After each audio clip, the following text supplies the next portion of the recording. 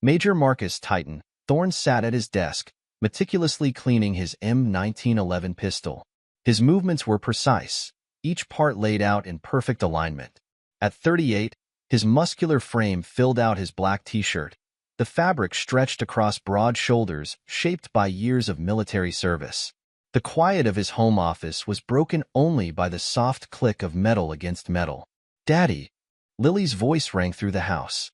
The corner of Marcus's mouth twitched upward. His daughter's voice always had that effect on him.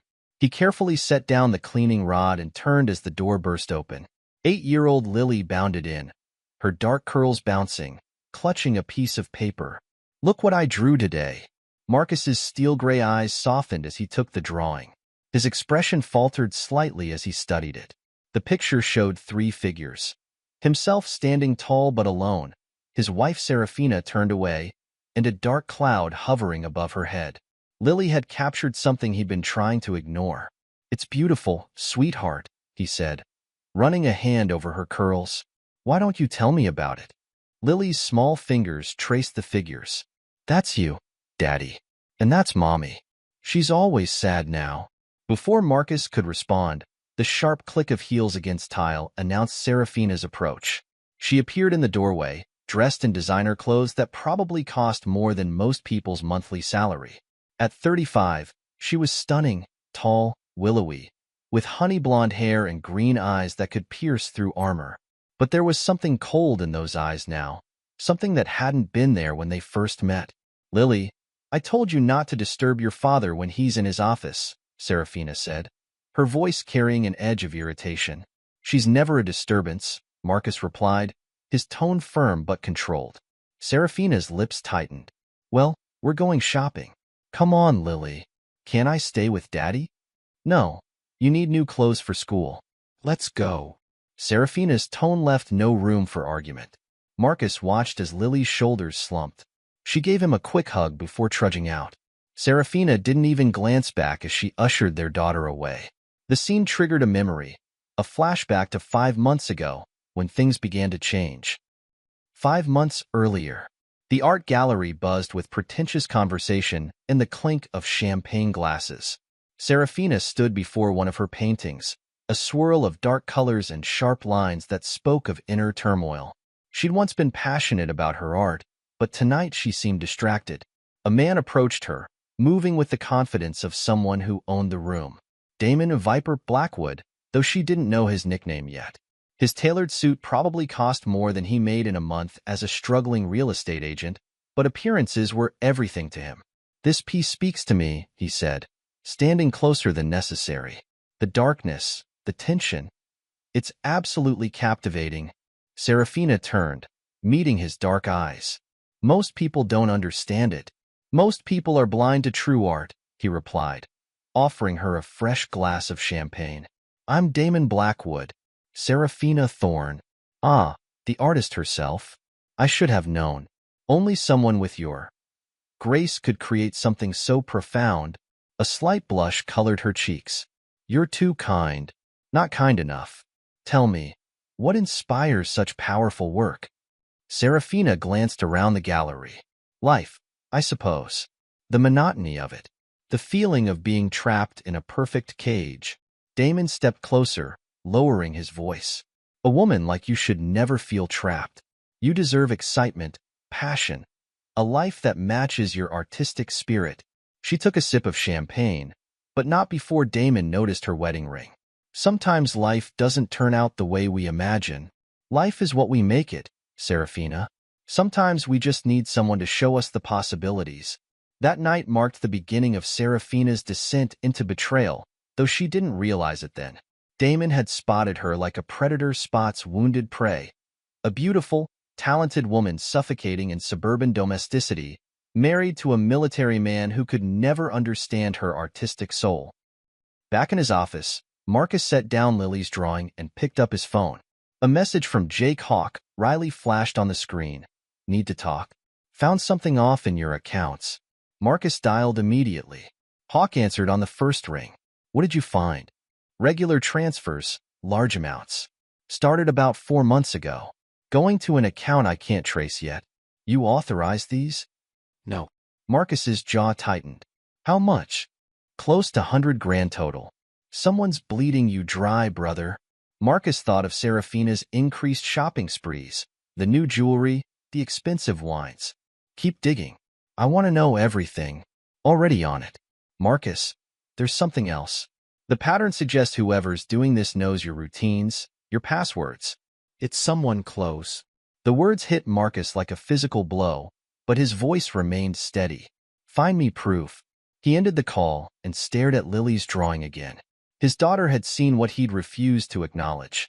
Something was very wrong in his home, and he'd been too busy maintaining peace to notice the war brewing under his own roof. Marcus pulled open his desk drawer and removed a small notebook. Inside were dates, times, patterns he'd subconsciously been tracking.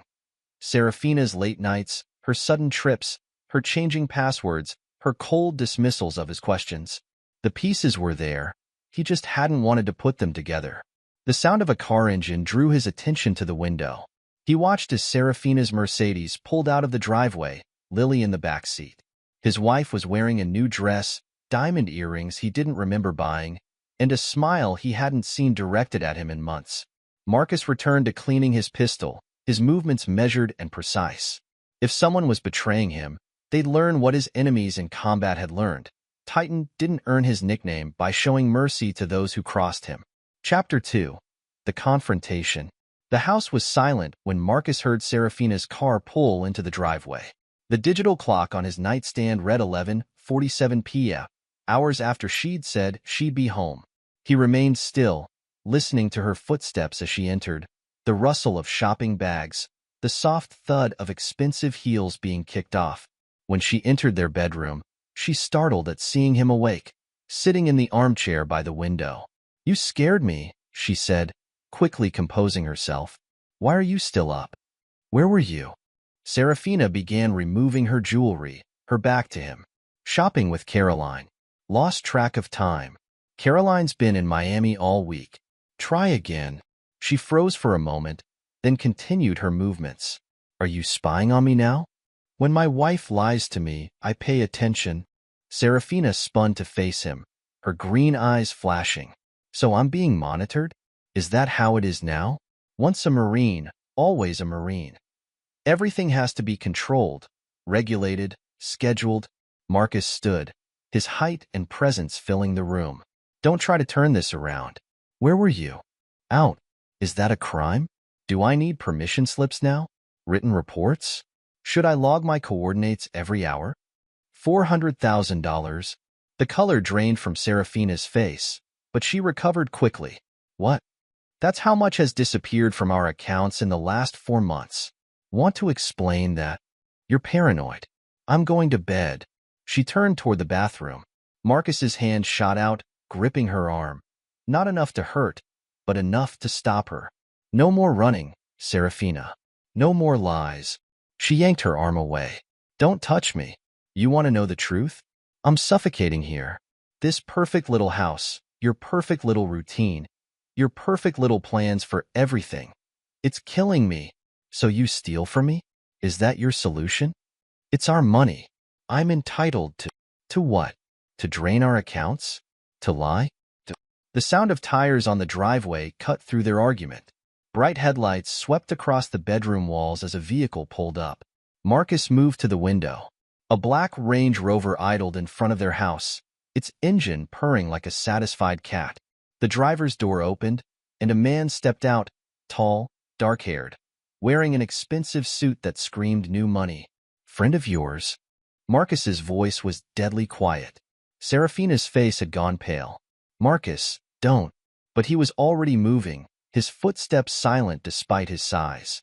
He descended the stairs and opened the front door just as the man reached the porch. Mr. Thorne, the man said, his voice dripping with artificial charm. I'm Damon Blackwood. I believe we need to talk. Marcus stood in the doorway, his frame blocking any entrance. About. A smirk crossed Damon's face as Serafina appeared behind Marcus. About your wife. About how she's been spending your money. About how she's carrying my child. The words hung in the air for a moment. Then Damon's smirk widened. And let's not forget the wild nights she's been entertaining me with in my luxury penthouse. You know what I mean. What happened next was a blur of precise violence. Marcus moved with the speed and efficiency that had kept him alive in combat. His hand shot out, gripping Damon's throat. In one fluid motion, he slammed the younger man against the brick wall of the house. Damon's smirk vanished, replaced by genuine fear as he stared into Marcus's eyes, cold, gray, and utterly devoid of mercy. "Please," Damon gasped. "I didn't." Marcus twisted, using Damon's arm as a lever. The crack of breaking bone cut through the night air, followed by Damon's scream. Marcus released him, watching dispassionately as he crumpled to the ground. "Marcus, stop!" Serafina rushed forward, kneeling beside Damon. "You're going to kill him." "No," Marcus said, his voice terrifyingly calm. "Not yet."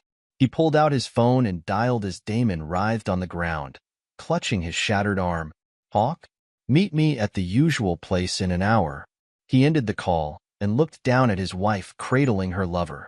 "Get him out of here before I change my mind." Serafina helped Damon to his feet. "You're a monster," she spat at Marcus. "No, I'm just a man who doesn't tolerate betrayal."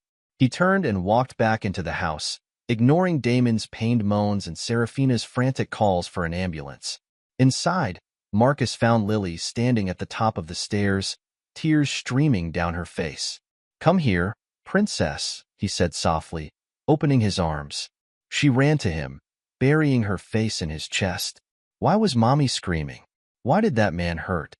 Marcus stroked her hair. "Sometimes grown-ups do bad things, and they have to face the consequences. But I promise you, I'll never let anyone hurt you."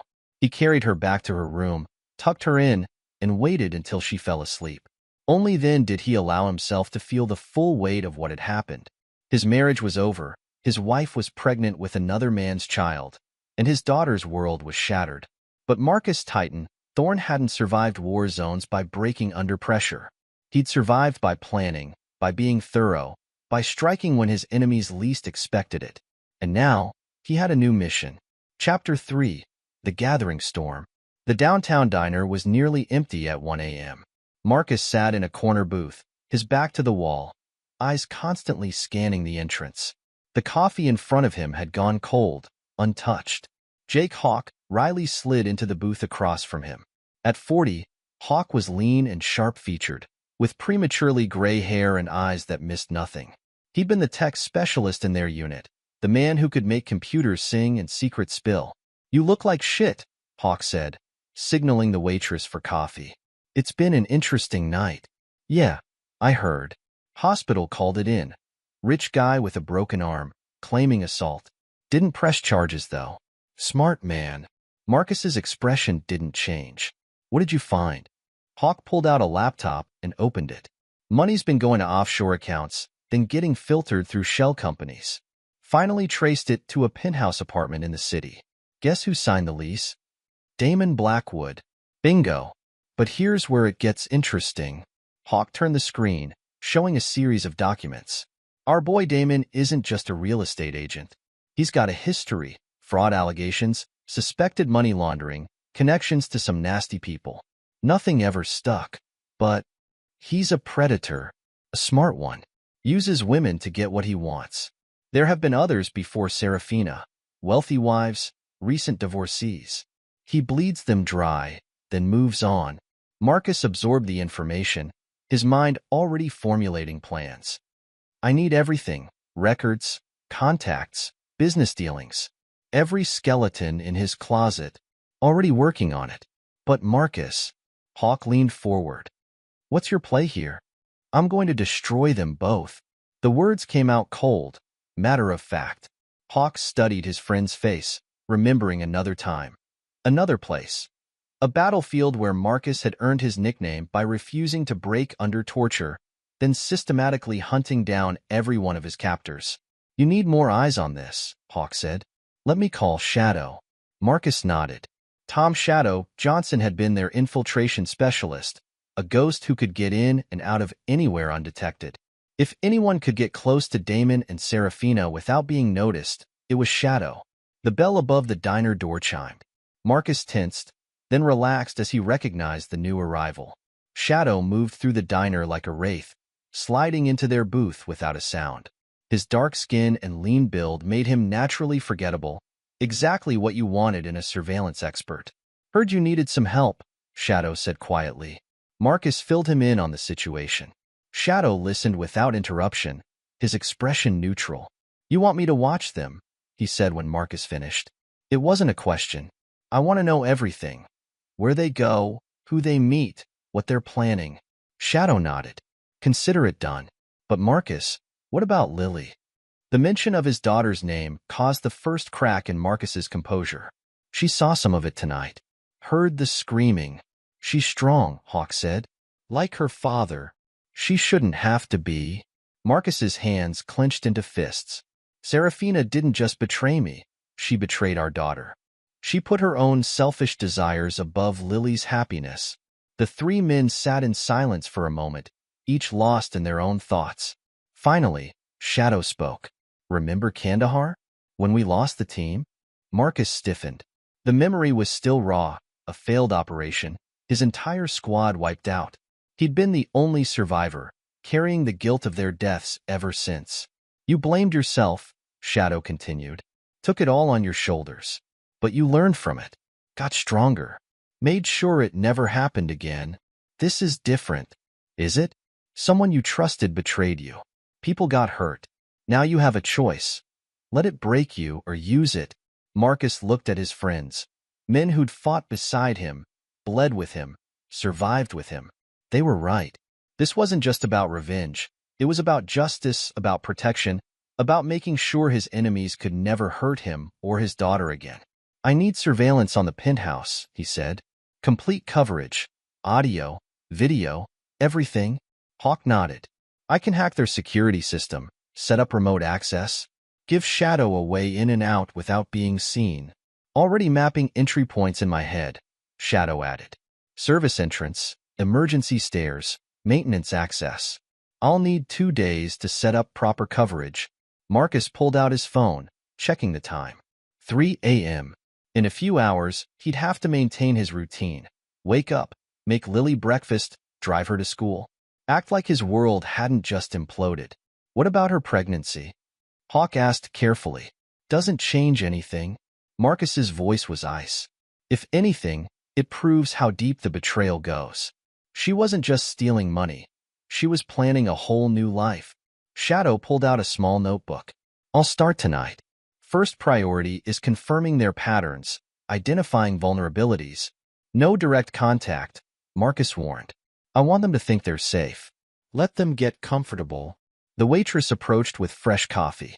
The three men fell silent until she left. "There's something else you should know," Hawk said, turning his laptop again. "Found some irregularities in Damon's real estate dealings. Properties changing hands at suspicious prices, money moving through questionable channels. Guys building a house of cards." "Good," Marcus said. "That gives us leverage." They spent the next hour planning, mapping out strategies. By the time they finished, the sun was starting to rise. Back home, Marcus found Lily awake in her room, drawing. She looked up as he entered, her small face serious. "Is Mommy coming back?" Marcus sat on the edge of her bed. "She's going to stay somewhere else for a while." "Because of the man who got hurt?" "Because sometimes grown-ups make choices that hurt other people. But I want you to know something." He took her hands in his. "None of this is your fault. And I'm not going anywhere." Lily nodded, then handed him her drawing. It showed Marcus standing tall, a shield protecting her from dark shapes in the background. "I know you'll keep me safe, Daddy." Marcus hugged her, his resolve strengthening. Everything he was about to do, the surveillance, the planning, the eventual retribution, it wasn't just about revenge. It was about protecting his daughter, about making sure she grew up knowing that actions had consequences, that loyalty mattered, that strength didn't mean cruelty. He spent the morning maintaining their routine, made Lily breakfast, helped her pack her school bag, drove her to school. Other parents smiled and waved, unaware of the storm brewing beneath his calm exterior. Back home, he went for his usual morning run, pushing himself harder than usual, letting the physical exertion burn away some of his rage. Then he showered, dressed, and sat down at his desk. His phone buzzed with a text from Shadow. Surveillance in place. You're going to want to see this. Another from Hawk. Money trail gets deeper. Found connections to some seriously shady deals. Marcus opened his laptop and began documenting everything. The financial theft, the affair, Damon's background, Serafina's lies. Every detail would be ammunition in the war to come. A final text came through, this one from Serafina. We need to talk about arrangements for Lily. Marcus stared at the message, remembering the look on his wife's face as she'd chosen her lover over her family. She thought this would be a simple divorce, a clean break. She had no idea what was coming. He thought of his old squad, of the lessons learned in combat. Sometimes the best strategy wasn't immediate retaliation. Sometimes you had to watch, wait, gather intelligence, and strike when your enemy least expected it. Marcus tightened. Thorn had survived worse than this. He'd lost his squad, endured torture, faced death multiple times. This betrayal was just another battle, and he would win it the same way he'd won others, with precision, patience, and absolute commitment to his objective. He picked up his phone and replied to Serafina with a single word. Soon. Then he called Hawk. It was time to begin. Chapter 4. The Web of Deceit. Marcus sat in his home office, reviewing the documents spread across his desk. Bank statements, credit card records, phone logs, each piece a thread in the web he was weaving. His laptop screen displayed multiple windows, surveillance feeds from Shadow's cameras, financial records Hawk had uncovered, and a detailed timeline of Serafina's betrayal. A notification popped up, another transaction attempt from one of their joint accounts. Denied. Marcus allowed himself a small smile as he imagined Serafina's reaction when her credit card was declined. His phone buzzed. Serafina's name flashed on the screen. What have you done? Her voice trembled with rage. My cards aren't working. Your access has been revoked, Marcus replied, his tone flat. You chose to spend my money on your lover. That arrangement is over. You can't do this. I'm entitled to... To what? The money you stole? The trust you betrayed? You'll find I can do quite a lot, Serafina. This is just the beginning. A choked sound came through the phone. I need that money. We have expenses. We. There is no we anymore. You made your choice. Marcus's voice remained steady. Any further communication should go through my lawyer. He ended the call and turned back to his laptop. A new email from Shadow contained photos, Serafina and Damon at their penthouse, arguing. The strain was already showing. A soft knock at his door. Come in, Lily. His daughter entered, clutching her backpack. Ready for school, Daddy? Marcus stood, his demeanor softening. Let's go, princess. As they drove to school, Lily was unusually quiet. Something on your mind? Marcus asked. Tommy at school said his parents are talking about you and Mommy. They said mean things. Marcus's hands tightened on the steering wheel. People sometimes talk about things they don't understand. What matters is that you know the truth. I know, Daddy. I saw Mommy being mean first. Her words hit him hard. Even his 8-year-old daughter could see through Serafina's facade. After dropping Lily off, Marcus drove to a nondescript office building downtown. Inside, he found Hawk surrounded by computer screens. Show me, Marcus said. Hawk pulled up several windows. Their finances are a mess. Viper's been living way beyond his means, using your money to keep up appearances. But that's not all. He clicked through various documents, found connections to some sketchy real estate deals. He's been running a small-time fraud operation, using Serafina's money, your money, to keep it afloat. Perfect. Marcus leaned closer to the screens. Time to pull those threads. Already started. Made some anonymous tips to his investors about irregularities. His phone's been blowing up with angry calls. Marcus nodded. Keep pushing. I want his entire house of cards to collapse. What about Serafina? Let her watch it fall. She tied herself to him. She can sync with him. A new alert popped up on one of the screens. Shadow's surveillance feed showed Serafina pacing in the penthouse, phone to her ear, gesturing frantically. Another window showed Damon in his office, facing angry investors. They're starting to crack, Hawk observed. Good. Now we apply more pressure. Marcus pulled out his phone and dialed his lawyer. Time to file for full custody. The next few hours were spent coordinating with his legal team, reviewing evidence, and planning the next phase. By evening, when he picked up Lily from school, the pieces were in motion. At home, he found Lily in her room, drawing again. This time, her picture showed Serafina and Damon surrounded by dark scribbles, while Marcus stood apart, strong and tall. "They're trapped," Lily explained, pointing to the dark marks. "Like when the bad guys get caught." Marcus studied the drawing. His daughter's perception continued to amaze him. "Sometimes, Princess, the bad guys trap themselves." His phone buzzed again. Another message from Serafina. This one desperate. "Please, Marcus. We need to talk. Things are falling apart here." He showed the message to Lily. "What do you think? Should I answer?" Lily shook her head. "She's trying to trick you again. Like when she said she was shopping but went to see that mean man instead." Marcus deleted the message without replying. His daughter was right. Serafina had lost the right to his attention when she chose to betray them. Later that night, after putting Lily to bed, Marcus received a call from Shadow. "You need to see this," Shadow said. "Sending footage now." The video showed Damon in his office, shouting into his phone, throwing papers across his desk. In another window, Serafina sat alone in their bedroom, crying as she stared at declined credit card notifications. "Their facade's cracking," Shadow reported. "Damon's investors are pulling out. 3 deals collapsed today. He's losing millions." "Keep watching," Marcus instructed. "I want to know the moment they turn on each other." He ended the call and opened his laptop, reviewing the growing file of evidence. Bank records showing Serafina's theft, surveillance photos of her affair, documentation of Damon's fraudulent dealings. Each piece another nail in their coffin. A text from Hawk appeared. "Media's starting to sniff around Damon's business troubles. Want me to help them dig?" Marcus typed back, "Not yet. Let them sweat first." He leaned back in his chair, remembering Serafina's words from their last fight. "You're too controlling. You don't understand me." No, he understood perfectly now.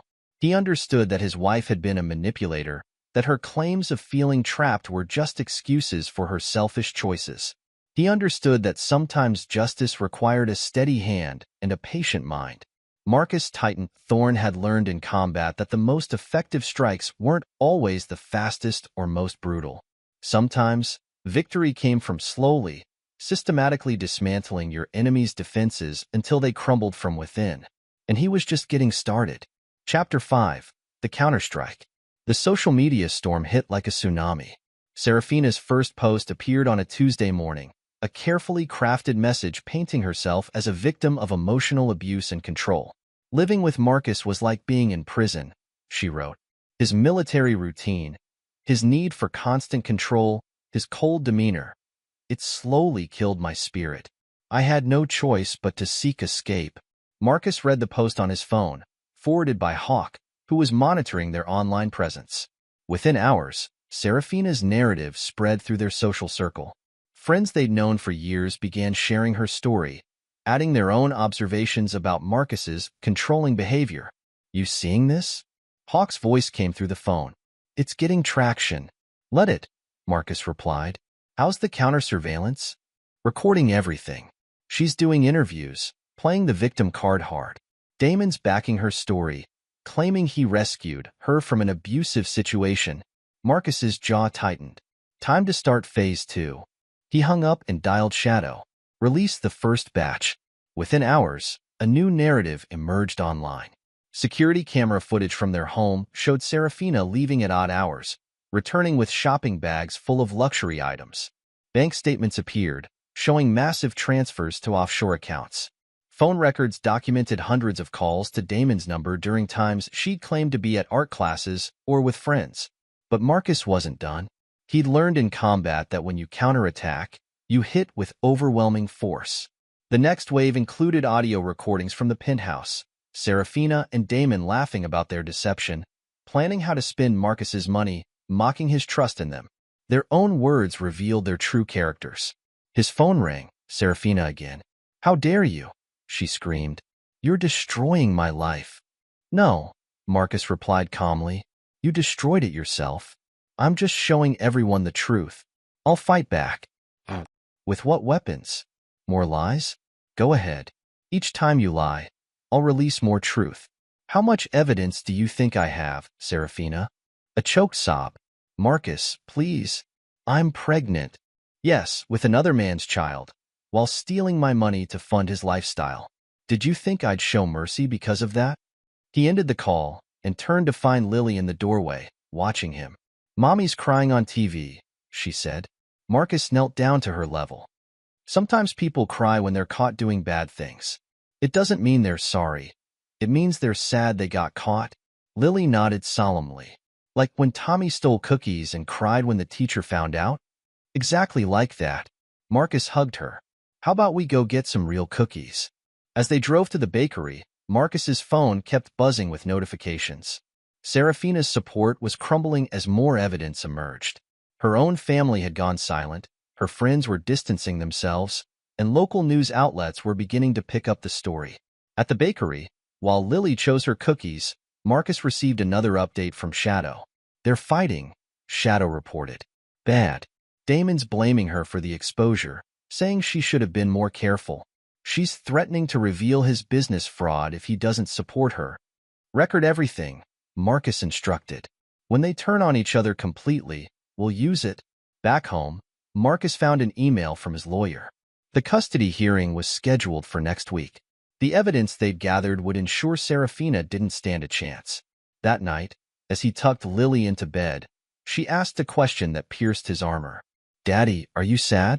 Marcus paused, considering his answer carefully. Not sad, princess. Disappointed. When people we trust betray us, it hurts. But we can't let that hurt control us. Is that why you're making Mommy and the bad man go away? I'm making sure they face the consequences of their choices. That's what adults are supposed to do. Lily hugged him tight. I'm glad you're my daddy. After she fell asleep, Marcus returned to his office. Another message from Hawk awaited him. Found something big in Damon's records. Old fraud cases, covered up. Previous victims. Want me to release it? Marcus typed back. Not yet. Wait for my signal. He opened his laptop and reviewed the surveillance feeds. In the penthouse, Damon paced frantically, phone to his ear, trying to salvage his crumbling business deals. Serafina sat on their bed, scrolling through her phone, watching her carefully constructed victim narrative fall apart as more evidence emerged.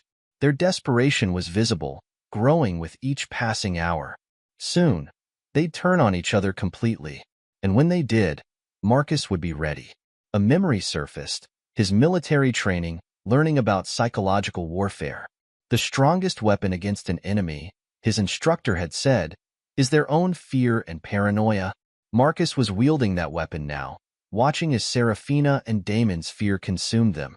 They thought themselves clever, superior, untouchable. Now they were learning what happened to those who betrayed Marcus Titan Thorn. Chapter 6. The Price of Betrayal. The law office of Carter and Associates occupied the entire 30th floor of a downtown high-rise. Marcus sat across from Patricia Carter, his lawyer, reviewing the mountain of evidence they'd gathered. This is unprecedented, Patricia said, adjusting her glasses. Financial fraud, adultery, conspiracy. She doesn't have a leg to stand on.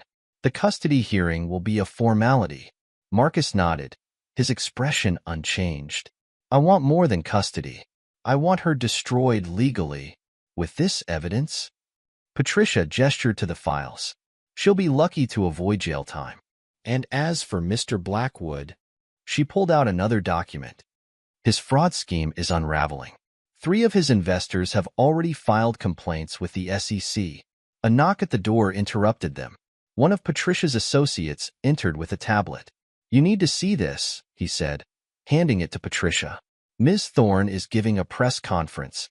The tablet showed Serafina standing outside the penthouse building, surrounded by reporters. Her designer clothes couldn't hide her distress, her usual poise cracking under pressure. My husband is attempting to destroy me because I dared to leave him, she declared, her voice trembling. He's using his military connections, his resources, to punish me for finding happiness with someone else. I admit to the affair. I'm not proud of it. But his response has been cruel and calculated. Marcus watched impassively as she played to the cameras, tears flowing freely now. I'm carrying a child, she continued. My husband knows this, yet he's cut off my access to medical care, to basic necessities. Is this the action of a reasonable man? Patricia muted the tablet. She's desperate. This performance might sway public opinion temporarily, but in court, release the penthouse recordings, Marcus interrupted. All of them. Patricia raised an eyebrow. Are you sure? The timing. Now, let everyone hear who she really is. Within an hour, the recordings hit social media. Serafina's voice, cold and calculating, discussing with Damon how to maximize their theft from Marcus's accounts. Their laughter as they mocked his trust. Their detailed plans to take everything they could before disappearing. The press conference coverage split screens to show the new evidence. Reporters began asking different questions. Serafina's tears dried up as she realized what was happening. Marcus's phone buzzed. Shadow. Damon just left the penthouse, he reported. Looking scared. Want me to follow? Stay on him. He'll lead us to something useful. The day progressed like a well-orchestrated battle plan. By evening, 3 more of Damon's business deals had collapsed. His investors were fleeing, his partners distancing themselves. Local business papers were running stories about his fraudulent practices. Marcus picked up Lily from school, maintaining their routine despite the chaos he'd unleashed. She showed him a new drawing during the drive home. That's Mommy, she explained, pointing to a figure trapped in a web of black lines. And that's the bad man, trying to run away. But they can't hide because you found all their secrets. Marcus studied the drawing. You understand a lot, don't you, princess? I saw Mommy being mean before she left. She thought I was sleeping, but I heard her talking to him on the phone. She said bad things about you. Marcus's grip tightened on the steering wheel. Sometimes people show their true selves when they think no one's watching. At home, Marcus received another call from Hawk. Damon's trying to move money offshore, Hawk reported. Want me to block it? Let him try. Then send the transfer records to his investors. Later that night, after putting Lily to bed, Marcus reviewed the day's developments. Serafina's press conference had backfired spectacularly. Her own parents had finally broken their silence, publicly condemning her actions. Damon's business empire was imploding, his reputation in tatters. A text from Shadow included new surveillance photos. Serafina and Damon arguing violently in the penthouse. Her designer bags packed by the door. His face contorted with rage as he blamed her for their downfall. Marcus allowed himself a moment of satisfaction. They were breaking, just as he'd planned. The pressure was tearing them apart, their fake love crumbling under the weight of their exposed lies. His phone lit up with a message from Serafina. You've won. Please, just tell me what you want. Marcus didn't reply. She still didn't understand. This wasn't about winning, it was about justice. About consequences. About making sure they could never hurt him or Lily again. He opened his laptop to check the surveillance feeds one last time before bed. The penthouse cameras showed Serafina alone now, surrounded by packed bags, her face streaked with mascara as she realized her world was collapsing. In another window, Damon sat in his office, staring at his computer screen displaying yet another investor pulling out. Marcus closed the laptop, his expression unchanged. Tomorrow would bring more pressure, more evidence, more consequences. But for now, he allowed himself a moment of reflection. The house was quiet except for the soft hum of his computer. On his desk sat Lily's latest drawing, a stark reminder of why he was doing this. His daughter deserved better than a mother who would abandon her for a con man, who would choose greed and lust over family. His phone buzzed with another update from Shadow. Damon just tried to access his frozen accounts again. No luck. He's panicking. Keep watching, Marcus replied. He'll make a mistake soon. A moment later, Hawk sent a message. You need to see this. Pulling up the live feed, Marcus opened his laptop again. The penthouse cameras showed Serafina and Damon in another heated argument. This is your fault, Damon shouted, pacing like a caged animal. Your husband is destroying everything I've built. My fault? Serafina's voice was shrill. You promised me security, a better life. Now look at us. I didn't tell you to steal so much money, to be so obvious about it. Oh, now you're worried about the money? When all my credit cards are declined and we can barely pay for groceries. Marcus watched their facade crumble, their true natures emerging under pressure. These were the people who had thought themselves superior, who had mocked his trust and loyalty. His phone rang. Patricia Carter. The custody hearing has been moved up, she said. Judge Gardner reviewed our evidence and wants to fast-track the case. When? Day after tomorrow.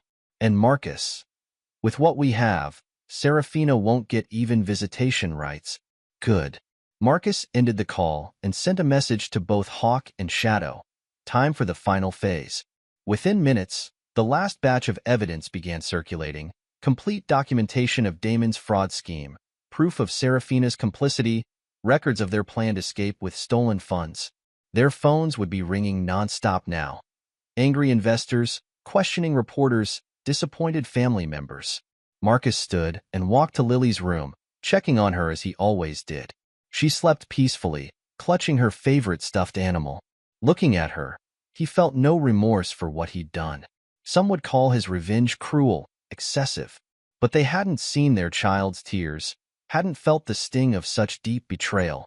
Tomorrow would bring the final confrontation, not with fists or weapons, but with truth and consequences. Serafina and Damon would face the full weight of their actions, would understand exactly what it meant to betray Marcus Titan Thorn. He returned to his office and sent one final message to his team. Finish it? The web of deceit was fully woven. Now it would tighten, trapping those who had dared to spin it in the first place. Marcus hadn't chosen this war, but he would end it, completely and without mercy. This was his crucible, and from its flames would emerge not just vengeance, but justice. Cold, calculated, complete justice. And when it was done, when Serafina and Damon's world had crumbled entirely, they would understand what his enemies in combat had learned. That Marcus Titan Thorn was not a man who forgave betrayal. He was a man who ensured betrayal carried a price too heavy to bear. Chapter 7. The Descent. Serafina's siren, Thorn stared at her reflection in the penthouse bathroom mirror. Her designer clothes hung loose on her frame, her pregnancy beginning to show. Dark circles marred the skin under her eyes, and her honey-blonde hair had lost its luster. The woman who had once commanded attention at art galleries was fading away. Her phone buzzed again. Another declined credit card notification. She deleted it without reading, just like the dozens before. The kitchen cabinets were nearly empty. Damon had stopped bringing groceries 3 days ago. Damon, she called out, her voice echoing through the penthouse. No answer. She found him in his home office, surrounded by papers and empty whiskey glasses. His laptop displayed another email from a former investor, threatening legal action. We need to talk about. Shut up. Damon hurled a glass against the wall. Just shut up. This is your fault. Your husband is a psychopath. My fault. Serafina's voice rose. You promised me security. You said we'd have everything. That was before your husband destroyed my business. Before he turned my own investors against me. The doorbell rang. They froze, staring at each other. Nobody visited anymore. Not since Marcus had exposed their affair, their theft, their lies. Damon checked the security camera feed. It's another summons server. Don't answer it. They'll just keep coming. He slumped in his chair. Your husband made sure of that. Serafina's hand went to her belly. The baby, Damon's baby, kicked, as if sensing her distress. We need to fight back. My family. Your family won't even take your calls. Damon laughed bitterly. Nobody will. Marcus made sure of that too. The doorbell rang again, more insistent. This is what he wanted, Serafina whispered. To trap us here, watching everything crumble. No. Damon stood, swaying slightly. This is what you wanted. You just had to have more, didn't you? The shopping, the restaurants, the gifts. You couldn't be content with your perfect little life with your perfect little husband. His words stung because they were true. She'd had everything, a beautiful home, a loving husband, an adorable daughter. But she'd wanted more. Excitement, passion, freedom from Marcus's structured world. Her phone buzzed again. This time it was her mother. "Stop calling. You made your choices." Serafina sank onto the leather sofa, remembering the day everything changed. She'd been at her latest art show, feeling trapped and unfulfilled. Damon had appeared, charming and attentive, promising her the world. Now that world was collapsing, and she was falling with it. A text from Marcus appeared. "Custody hearing tomorrow. Don't bother coming. He's taking Lily," she told Damon. "He's going to make sure I never see her again." "Good." Damon poured another drink. "One less responsibility for us to worry about." The callousness in his voice made her stomach turn. This was the real Damon. Not the charming man who'd swept her off her feet, but a cold manipulator who'd seen her as a meal ticket. Another buzz. An email from her lawyer. "Given the evidence, I must withdraw from your case." Serafina closed her eyes, remembering Marcus's words the night Damon had confronted him. "I'm just a man who doesn't tolerate betrayal." She hadn't understood then. She thought Marcus was the cold one, the controlling one. Now she saw the truth. He'd been protecting what he loved, while she'd been destroying it. The sound of breaking glass came from Damon's office. He was raging again, throwing things, blaming her for his downfall. His mask had completely slipped, revealing the desperate, angry man beneath. Her phone buzzed one final time, a video link from an unknown number. She clicked it and found herself watching surveillance footage from this very penthouse. There she was, laughing with Damon about stealing from Marcus. There they were, mocking his trust, planning their future on the fortune they'd stolen from him. The footage jumped to this morning. She watched herself crying at her reflection, watched Damon throwing glasses in his office. They'd become what they deserved, trapped animals in a cage of their own making. "He's watching us," she realized aloud. "He's been watching everything." "Of course he has." Damon shouted from his office. "Your husband is a monster." "No." Serafina touched her belly again. "We're the monsters. We did this to ourselves." She went to the window, looking out at the city below. Somewhere out there, Marcus was with Lily, protecting her from the chaos her mother had created. Somewhere out there, her husband was orchestrating their downfall with the same precision he'd learned in combat. The doorbell rang a third time. This time, when she checked the camera, she saw someone from the DA's office. The final pieces of Marcus's plan were falling into place. Marcus sat in his mother's kitchen, watching her prepare tea. Margaret Thorne was a small woman with steel-gray hair and eyes that matched her son's. She set a cup in front of him. "You've destroyed them," she said simply. Yes. "And has it helped? Has it healed anything?" Marcus met his mother's gaze. "It's not about healing. It's about justice." "Justice?" Margaret sat across from him. "Or revenge?" "Both." Marcus took a sip of tea. "They betrayed not just me, but Lily. They thought they could take everything and walk away unscathed. And now? Now they understand the price of betrayal." Margaret studied her son's face. "The man I raised believed in mercy. That man died in combat, watching his squad get slaughtered because someone betrayed their position." Marcus's voice was ice. "I learned then what betrayal costs. Serafina and Damon needed to learn too. And Lily? What is she learning from this?" The question hit harder than Marcus expected. He remembered Lily's latest drawings, darker now, filled with shadows and hidden meanings. "She's learning that actions have consequences," he said finally. "That loyalty matters. She's learning that her father is capable of destroying people, only people who deserve it." Margaret reached across the table, taking her son's hand. "I won't tell you to forgive them. What they did was unforgivable. But remember who you're fighting for. Don't let the darkness consume you so much that Lily loses her father too." Marcus pulled his hand away. "I know exactly who I'm fighting for. Everything I've done has been to protect her. From them? Or from the truth about what people are capable of." Before Marcus could answer, his phone buzzed. Another update from Shadow. DA's office just served them papers. Fraud charges filed. "It's starting." Marcus stood. "I have to go. Custody hearing tomorrow." "Marcus," his mother called as he reached the door. "Remember, Lily doesn't need a soldier right now. She needs her father." He left without responding, his mother's words echoing in his mind. But they didn't change anything. The plan was in motion, the endgame approaching. Serafina and Damon would face the consequences of their choices, and Lily would be protected from their poison forever. His phone buzzed again. Hawk, this time. You need to see this. They're falling apart completely. Marcus smiled. The descent was accelerating. Soon, very soon, justice would be complete. Chapter 8. The Long Shadow of Justice. The courtroom was silent as the judge reviewed the evidence.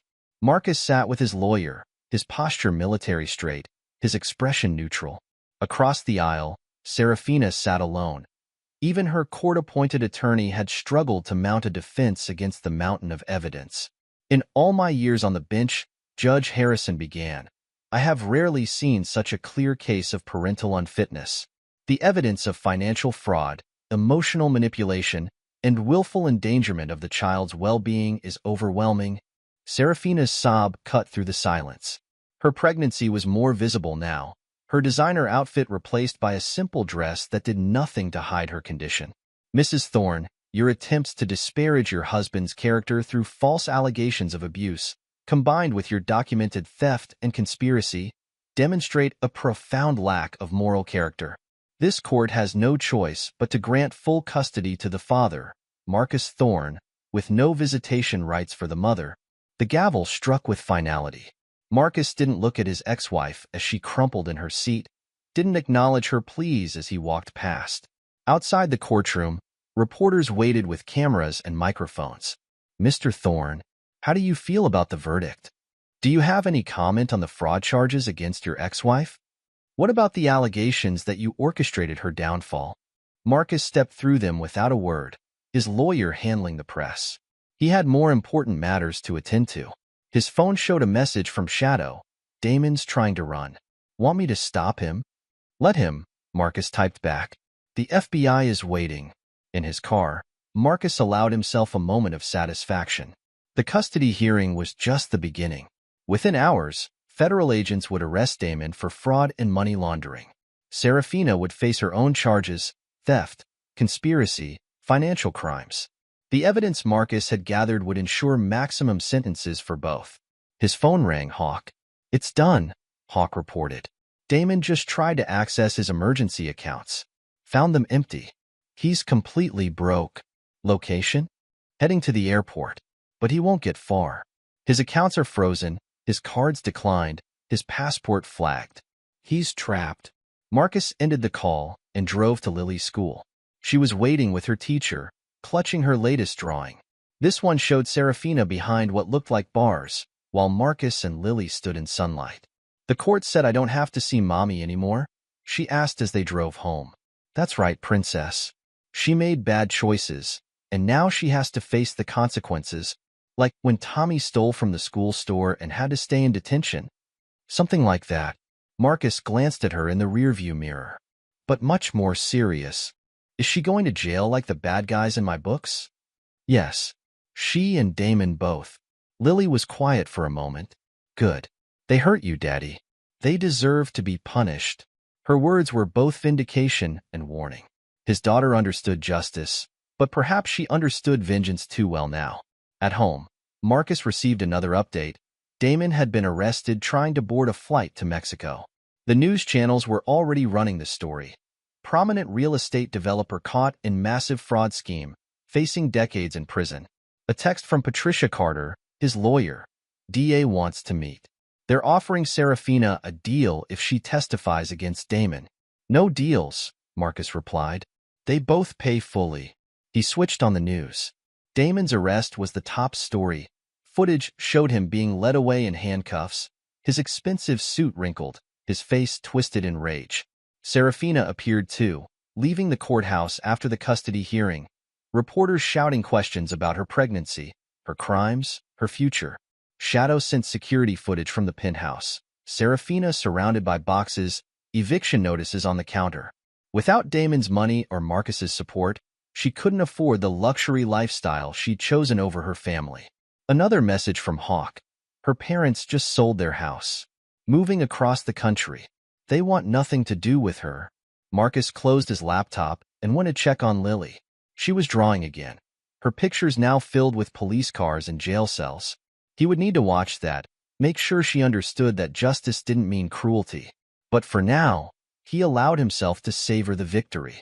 Serafina and Damon had thought themselves clever, superior, untouchable. They believed their betrayal would go unpunished. Now they were learning what Marcus had known since his days in combat. Every action had consequences, and betrayal carried the highest price of all. His phone buzzed one final time. A message from Serafina. "Please, Marcus. I'll do anything. Don't let them send me to prison. Think of the baby." He deleted it without replying. She'd made her choices, chosen her path. Now she would walk it to the end, just as he'd planned. The news showed another clip, federal agents raiding Damon's offices, carrying out boxes of evidence. Marcus had made sure they found everything, every fraudulent deal, every stolen dollar, every manipulated contract. "Daddy?" Lily stood in the doorway. "Can we get ice cream?" Marcus smiled, his real smile, reserved only for her. "Of course, Princess. We have a lot to celebrate." As they drove to the ice cream shop, Marcus saw his reflection in the rearview mirror. The cold fury that had driven him these past months had been replaced by something else. Not peace, exactly, but satisfaction. Justice had been served. The betrayers would pay their price. And he had protected what mattered most, his daughter's future. The news would call it revenge, would paint him as ruthless and unforgiving. Let them. Marcus tightened. Thorne knew the truth. Sometimes justice required a harsh hand, and mercy to those who betrayed you only invited more betrayal. His phone buzzed again. Another update about Serafina's charges, another piece of evidence ensuring she would face the maximum sentence. Marcus didn't need to read it. The game was over, the players defeated, the victory complete. He watched Lily choose her ice cream flavors, her face bright with innocent joy. This was what he'd fought for. Not just revenge, but protection.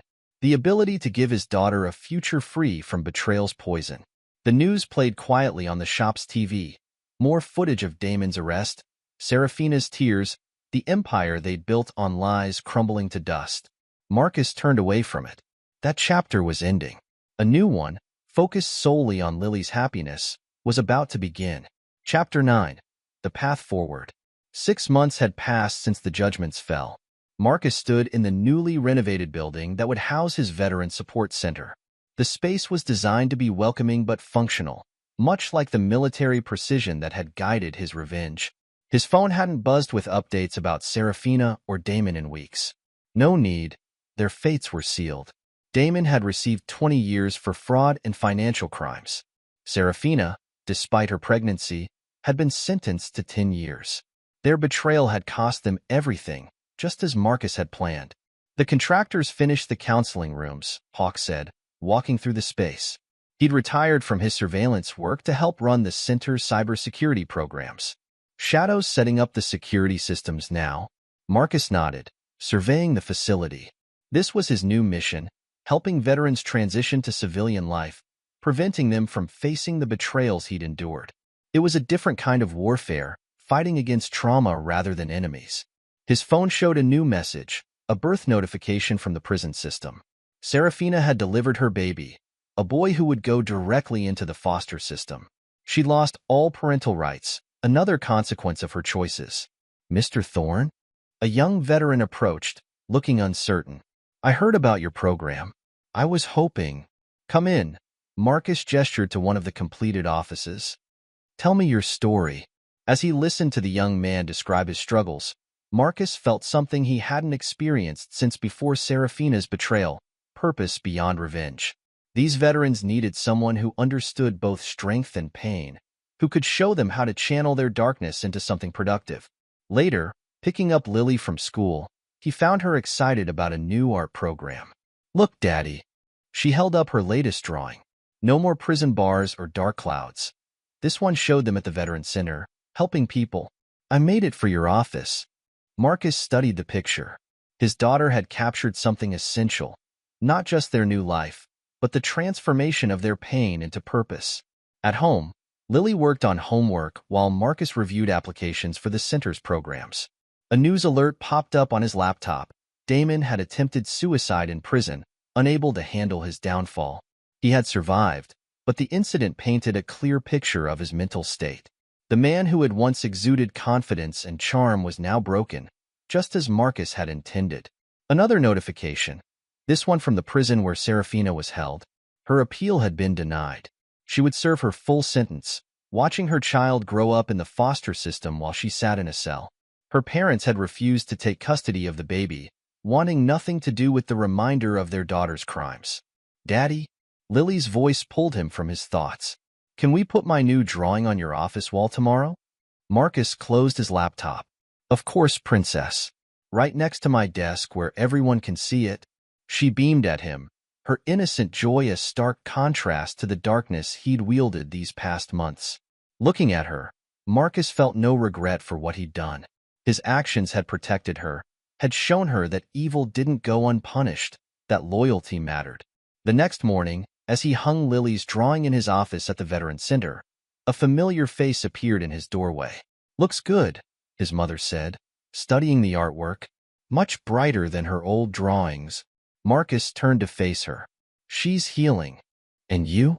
Margaret stepped into the office. "Are you healing, or just hiding behind this new mission?" "I'm not hiding from anything." Marcus gestured to the center around them. "I'm building something. Something that matters." "Yes, you are." His mother touched his arm. "But don't forget to build yourself too. Revenge is over. Serafina and Damon are paying their price. Don't let their betrayal define the rest of your life." Before Marcus could respond, a group of veterans arrived for their morning session. He watched them file into the counseling room, men and women who had faced their own battles, their own betrayals. "They need someone strong," he told his mother. "Someone who understands that pain doesn't have to destroy you." Margaret smiled. "Then show them. Show them how to be strong without being cruel, how to rebuild without forgetting the lessons learned." The day passed in a blur of counseling sessions, program planning, and administrative work. Marcus found himself fully engaged, his tactical mind now focused on helping others fight their internal battles. That evening, as he and Lily sat drawing together, she asked a question that struck deep. "Are you still angry at Mommy?" Marcus set down his pencil, considering his answer carefully. "I'm not angry anymore, princess. I'm disappointed in the choices she made, but that anger has been replaced by something else." "What?" "Purpose. Helping others. Building a better future for you." Lily nodded, adding final touches to her drawing. "Is that why you helped the soldiers at the center? Because you're not angry anymore?" "Partly." Marcus studied her face. So young, yet so perceptive. "I help them because everyone deserves a chance to rebuild, as long as they're willing to learn from their mistakes. Not like Mommy and the bad man? No, not like them. They chose not to learn, not to change. They chose to hurt people instead." Lily held up her completed drawing. It showed the Veteran Center, but this time with rays of sunlight streaming through the windows, touching each person inside. "You're making the darkness go away," she explained. "Like you did with Mommy's darkness. You made it go where it couldn't hurt us anymore." Marcus hugged his daughter, marveling at her understanding. She saw truth clearly. He hadn't just destroyed Serafina and Damon's world. He'd contained their darkness, prevented it from poisoning Lily's future. Later that night, after Lily was asleep, Marcus received one final update about his former wife. Serafina had written a letter from prison, begging for forgiveness, for a chance to see Lily. The letter sat in his inbox, unread. Marcus tightened. Thorne had learned two crucial lessons in his life. First, in combat, where betrayal had cost him his squad. Second, in marriage, where it had cost him his trust. But from those lessons had come strength, purpose, and an unshakable determination to protect what mattered. He looked at Lily's latest drawing, now framed on his desk. The sun in her picture seemed to glow, pushing back the shadows. His daughter had captured the truth. Light could overcome darkness, but only if you were strong enough to face the darkness first. Tomorrow, he would continue his work at the center. He would help other warriors find their path forward, show them how to channel their pain into purpose. And he would watch Lily grow, protected by the justice he'd wrought, strengthened by the knowledge that her father would always stand between her and those who would do her harm. Marcus closed his laptop, leaving Serafina's letter unread. Some doors needed to stay closed. Some chapters needed to remain ended. He had built something new from the ashes of betrayal, not just a center for veterans, but a future for his daughter, a purpose for himself. The price of betrayal had been paid in full. Now it was time to move forward, carrying the lessons but not the burden, the strength but not the rage. Marcus Titan Thorn had emerged from his crucible not broken, but refined, tempered by justice into something stronger than before.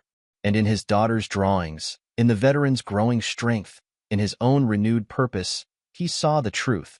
Sometimes the most complete victory wasn't in destroying your enemies, but in building something they could never touch, never taint, never betray.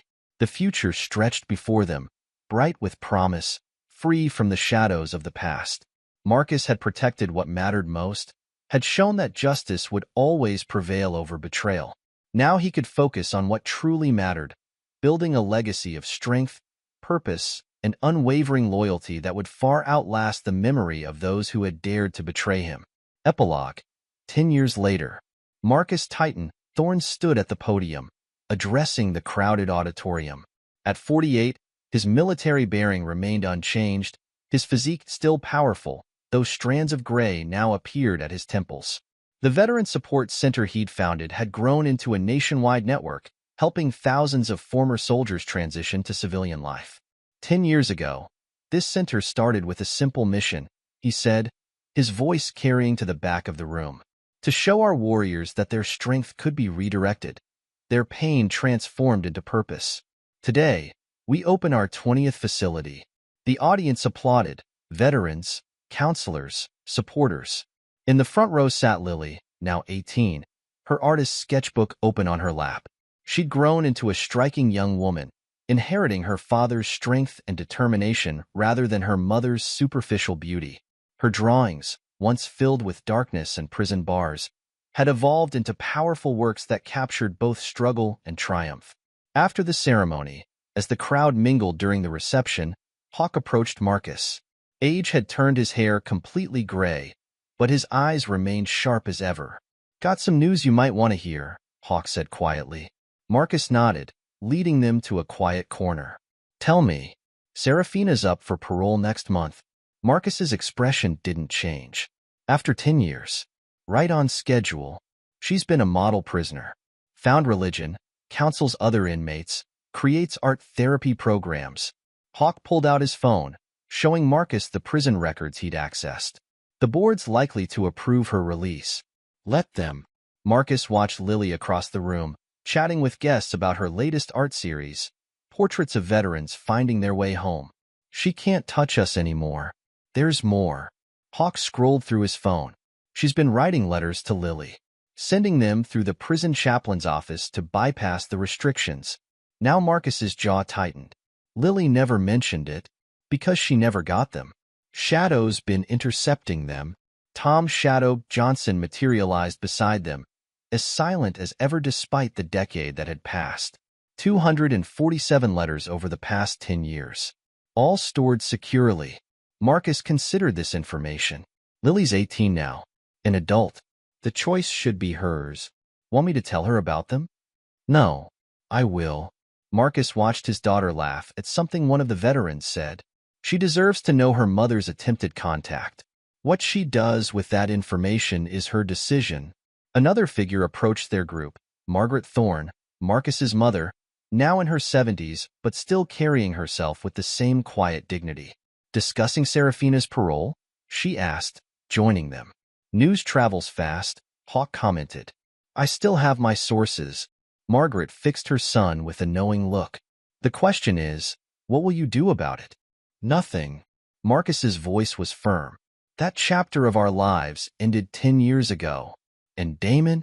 Shadow asked. "Still serving his 20-year sentence," Hawk reported. "Though he's not the same man anymore. Multiple suicide attempts, psychiatric holds. The man who thought he could take everything from Marcus Thorn is now a shell in a prison psychiatric ward." Marcus showed no reaction to this news. Damon Blackwood's fate had been sealed the moment he'd chosen to betray him. The fact that he'd broken under the consequences of his actions was simply justice served. Later that evening, Marcus sat with Lily in his home office. The room had changed over the years, now featuring her artwork on the walls, including that first drawing she'd made of them standing in sunlight after the darkness had been banished. "There's something you need to know," Marcus began. "Your mother has been writing to you." Lily's hand paused over her sketchbook. "For how long?" 10 years. The letters were intercepted for your protection, but now that you're 18, it's your choice whether to read them." Lily was quiet for a moment, adding shading to the portrait she was working on. A young veteran finding his way back to life. "Did you read them?" "No. They're your letters." She set down her pencil. "All these years, I've wondered if she ever thought about me. If she regretted what she did." "Regret doesn't change the past," Marcus said softly. "No, it doesn't." Lily looked at her father. "You know, I remember more than you think from that time. I remember how she chose him over us, how she tried to destroy you. I remember the pain in your eyes that you thought you were hiding." Marcus met his daughter's gaze, seeing in it the same strength that had carried him through his darkest days. "The letters," Lily continued, "what do you think they say? Probably apologies, explanations, excuses. She's found religion in prison, runs art therapy programs for other inmates. Has it changed who she is? That's not for me to judge anymore." Lily stood and walked to the wall, studying one of her early drawings, the one showing Serafina and Damon trapped in darkness while she and Marcus stood in light. "I want to read them," she decided. "Not because I want her in my life, but because I need to understand, to see if she's really changed, or if she's just learned to paint a prettier picture." Marcus nodded, proud of his daughter's wisdom. "I'll have Shadow bring them tomorrow." "Dad." Lily turned to face him. "Thank you for letting me make this choice. For not hiding them from me now that I'm old enough to decide." "You're stronger than she ever was," Marcus said. "Strong enough to face the truth, whatever it might be." The next day, Shadow delivered a large box containing 10 years of letters. Lily spent the weekend reading them in her room, emerging only for meals. Marcus didn't ask about their contents, waiting for his daughter to share what she chose. On Sunday evening, she came to his office. "She writes about regret," Lily said, sitting in her usual chair. "About finding God, about wanting forgiveness." The early letters are all about her, her pain, her struggles, her journey to redemption. But the later ones, she starts asking about me, about my life, my dreams, my art. And what do you think? "I think she's changed, but not enough." Lily pulled out her sketchbook. "I'm going to write back, just once. To tell her that I forgive her, not for her sake, but for mine. To tell her that while I hope she's found peace, I don't need or want her in my life." Marcus watched his daughter begin to draw. A new piece showing a door closing, but light streaming through the cracks. "You don't have to decide everything now," he said. "I already have." Lily's pencil moved with sure strokes. "She made her choice 10 years ago. You chose me, chose to protect me, chose to show me what real strength and love look like. I'm choosing to honor that." Across town, in a small prison cell, Serafina Siren, Thorne sat at a metal desk, adding details to a painting. At 45, her ethereal beauty had faded, replaced by a different kind of presence, quieter, more substantial. Her art no longer spoke of restless discontent, but of acceptance and regret. A guard appeared at her cell. "Mail call, Thorne." The envelope she received bore her daughter's name and the return address. With trembling hands, Serafina opened it, reading the words that would define her future relationship with her child, or the lack thereof. Meanwhile, in the prison psychiatric ward across the state, Damon Viper Blackwood stared at the wall of his cell, his once sharp mind lost in a maze of broken dreams and consequences.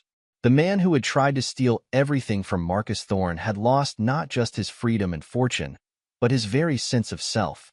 Back at the Veterans Center, Marcus reviewed applications for their newest program, training service dogs for PTSD survivors. Lily's artwork decorated the walls, inspiration for warriors still fighting their way back to life. Shadow handled security. Hawk managed their cybersecurity programs, and together they'd built something lasting from the ashes of betrayal. Margaret Thorne watched her son and granddaughter with quiet satisfaction. The darkness that had threatened to consume Marcus after Seraphina's betrayal had been transformed into something powerful and positive. Lily had grown into an extraordinary young woman, carrying forward the best of her father's strength while developing her own wisdom. The evening news ran a small story about Seraphina's upcoming parole hearing, but in the Thorn household, no one paid attention. They had moved forward, building a life that was bigger than the betrayal that had sparked it all. Later that night, as Marcus made his final rounds of the center before heading home, he paused in front of a new addition to the wall, Lily's latest piece, unveiled at the ceremony. It showed a group of veterans standing together, their shadows not dark but filled with light, transforming pain into purpose. His phone buzzed, a message from the parole board requesting his input on Seraphina's hearing. Marcus deleted it without responding. His silence would speak louder than any words. She had chosen her path, paid her price, and whatever came next was no longer his concern. Lily was waiting in the car, sketching as always. Ready to go home, Dad? Marcus smiled, his real smile, the one reserved for her. Always, Princess. As they drove home, Marcus reflected on the decade that had passed. He had taken the betrayal that could have destroyed him and forged it into a foundation for something greater. His daughter had grown into a woman of strength and principle. The center had become a beacon of hope for thousands. The price of betrayal had been paid in full, the lessons learned passed on to help others. Marcus Titan Thorn had won not just by destroying his enemies, but by building something they could never taint, a legacy of strength, purpose, and unwavering loyalty that would continue long after the memory of their betrayal had faded. The future stretched before them, bright with possibility. Lily would attend art school in the fall, combining her talent with her understanding of trauma and healing. The center would continue to grow, touching more lives, helping more warriors find their way home. And Marcus would continue his mission, showing others that the darkest moments didn't have to define you, that with strength, determination, and the right purpose, you could build something meaningful from the ashes of betrayal. The sun was setting as they reached home, painting the sky in colors that Lily would probably capture in her next piece. Marcus watched his daughter gather her art supplies, her movements sure and purposeful, her spirit untouched by the darkness that had once threatened their world.